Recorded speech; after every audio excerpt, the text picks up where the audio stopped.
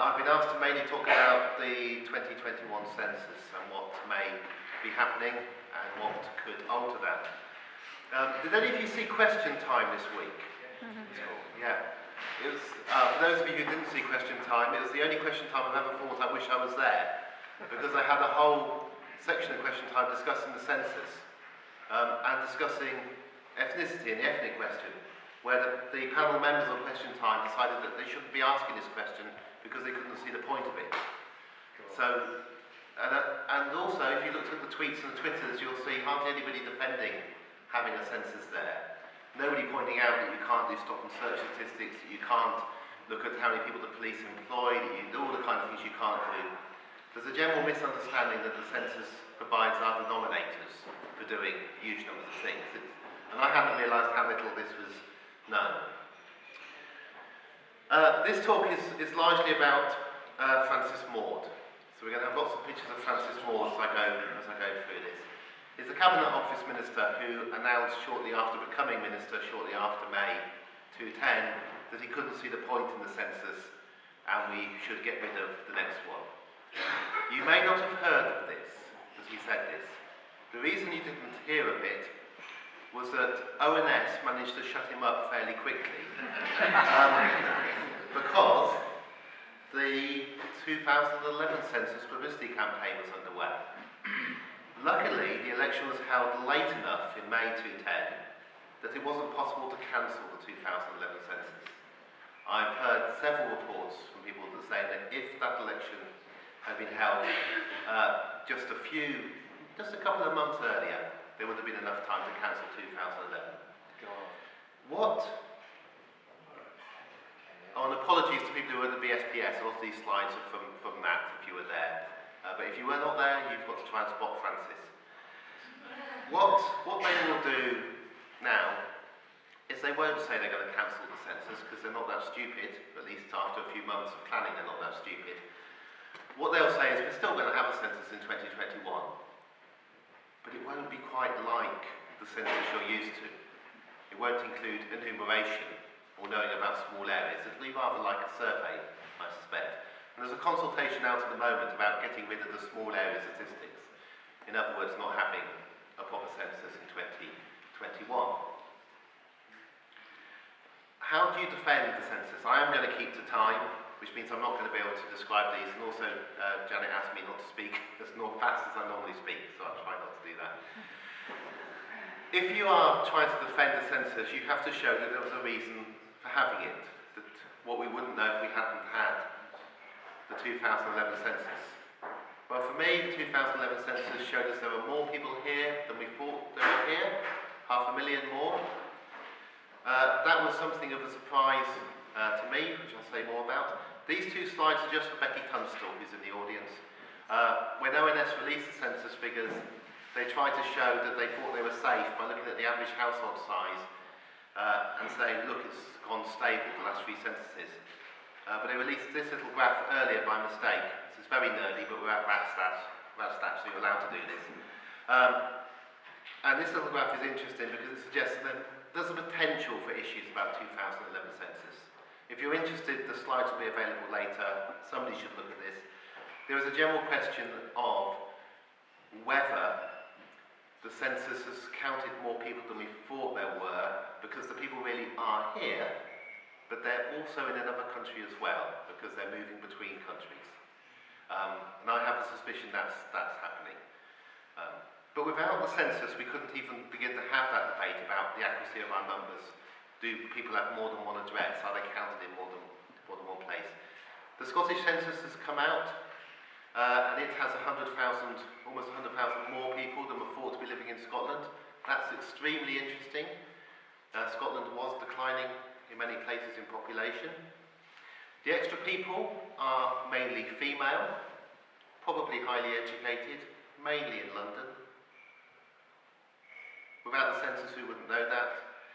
Without the census, we wouldn't be comparing it with, I think these are NHS estimates, and trying to work out who are missed. None of that would happen. We'd be relying on the NHS estimates, although we wouldn't probably have an NHS by 2021. There's no obligation for criminal commissioning groups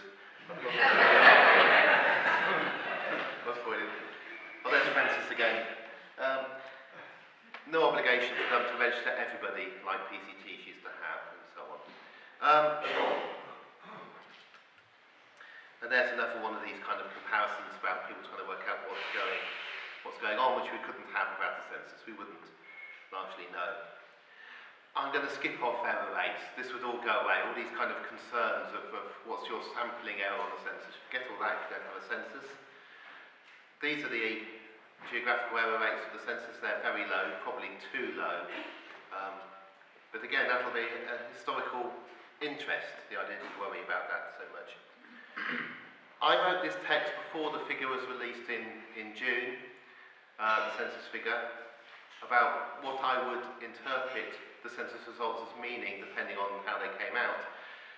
And essentially I said if the census showed an increase in population, it would suggest to me that this recession was most similar to the recession in the 1930s.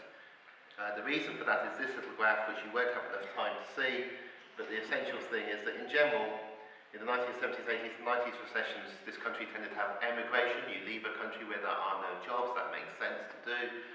But in the 1930s recession, and more recently, we've had net immigration, because the rest of the world appears to be doing worse. Without a census, you wouldn't know your immigration and emigration figures had any reliability whatsoever.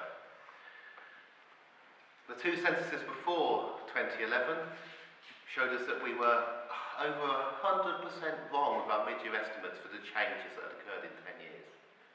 Only a census tells you when you're systematically getting it wrong.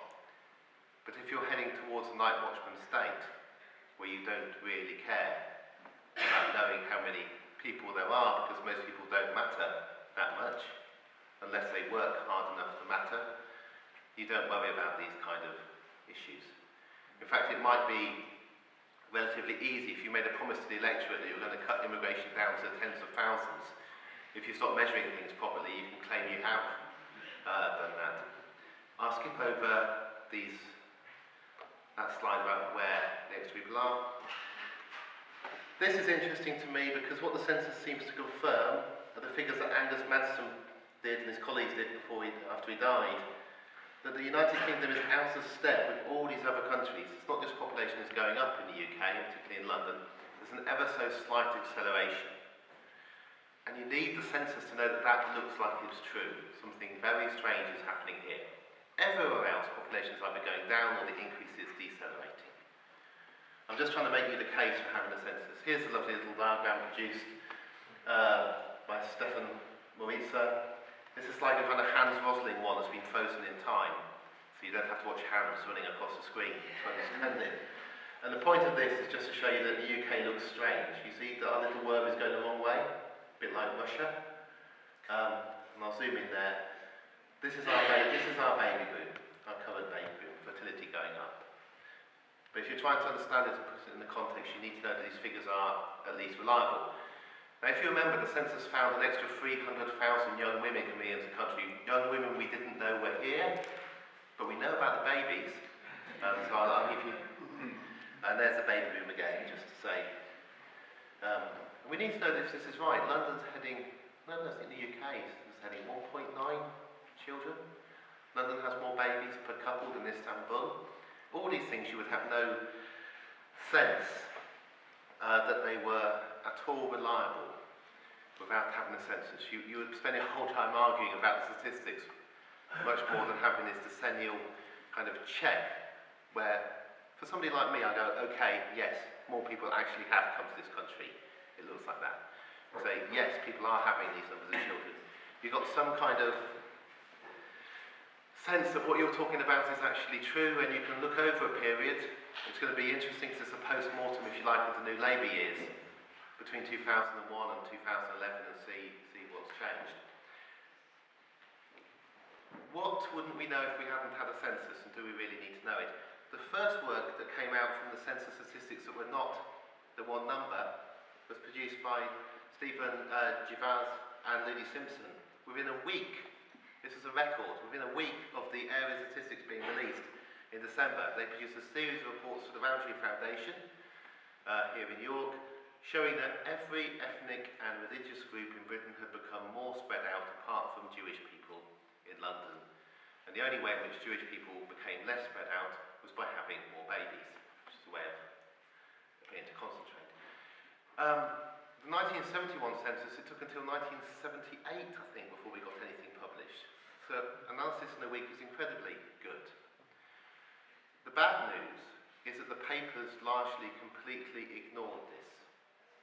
What the papers went with in December was Britain's turning black, this is terrible, what has happened to this country, you're getting ghettos, people are, and so on. They completely, and then they largely ignored those results.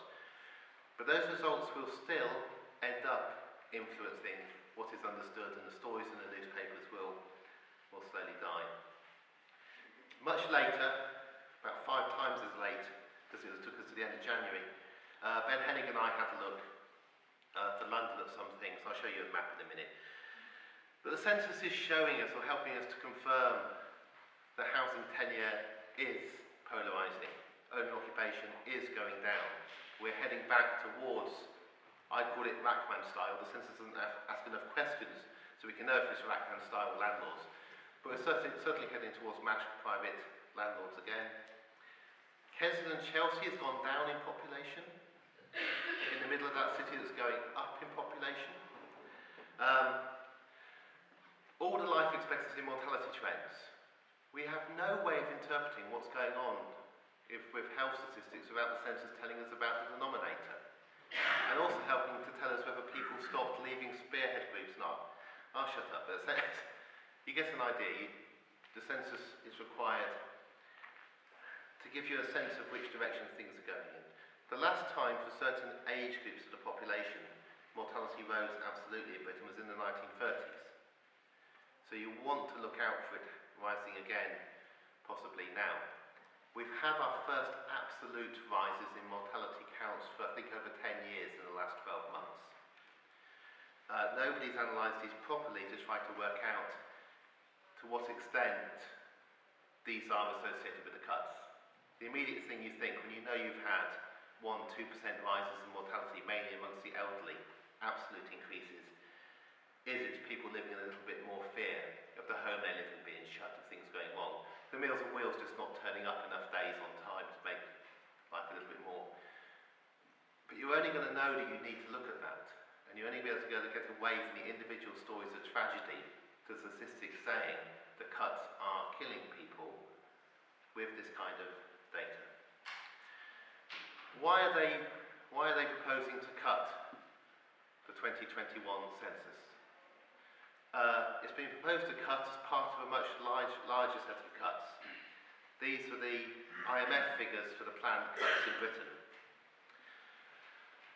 If you're trying to cut many things, the census looks like an incredible wasteful expense.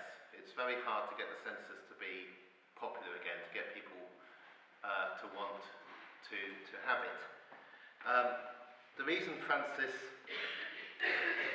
was proposing to cut the census so early on in the coalition government was that there was a special competition held in 2010 of who could cut the most. The competition was, if you as a government minister could put up more cuts than any other government minister, you could join a special star chamber and sit in meetings with Eric Pickles. And strangely, a lot of ministers wanted to sit in meetings with Eric Pickles. Caroline Spellman, the one I think made the word Caroline famous for the Tory MPs who were particularly nasty, Caroline Spellman offered up to privatise all our woodland. She was so desperate to join in this meeting, and she failed. And because there are lots of people who like trees, there was a lot of attention to that. Sadly, it turns out that the lobby I'd always imagined existed, the fans of the census, didn't rise up when Francis Maud said we're going to cut it. They were quite quiet. I thought family historians would be the great people, the people who look back at the 1901 census and find their great-grandparents and so on. But not enough of us are that concerned about what our offspring are going to think in 100 years' time about us. The UK line is here. So we have a cut plan which is bigger than all those countries. This is why not only has the census got to go, it's planned to go, it's almost seen as inevitability at the moment. There's a consultation by ONS, you can take part in that Dave Martin, I think, is helping to organise it. And it's worth explaining why you might need a census and so on in that, but I don't think that will help determine things. At the moment, we're not getting many good examples of what a census allows us to do, because so many local authority analysts have been sacked. They're some of the first people to be sacked, so there aren't people in Sheffield or in Leeds producing reports based on the census for the use of councillors in Sheffield or in Leeds. Councils are worried about fulfilling their statutory obligations to try to stop children being killed by their parents in their council. That's part of what's going on. Here's a letter from the former Chief Statistician of Canada. It's not just us. Other countries, particularly countries we emulate, this government is emulating part of what Canada does, are facing a similar problem. My view, because I know I need to end on time, is that it's worth complaining about this, but the coalition has already made up its mind. The coalition is heading towards a night watchman state. That is what they want. They want free schools, so you don't need to know school numbers, because you should only get a new school if you have enough parents who are willing to set up a free school. They want local authorities to decide who has to pay how much in a kind of new poor law for council tax benefits. It's all, the coalition have decided, they've made it clear where they stand. It'll become incredibly clear in 2 months' time from April, when the bedroom tax comes in. It's all coming in April. I don't feel I need to argue this, just wait until May. And then you'll see that it'll become very hard to argue for the census, because there are so many more important immediate things to argue about in May. So my conclusion about this is that, it's not next, I made a cheap comment about how the Romans have managed to have 36 censuses, and this is, I tried with Francis Moore's advisor, when they were talking about cutting the census, to say this is a really conservative thing, it's a really old-fashioned thing, it's a Victorian thing. You know, the Romans had it. Boris Johnson should go for this, you know. And this is what amazes, you know, a decent government would have a proper Scandinavian-style registration system. Why on earth are we, last slide, why on earth are we arguing about the census?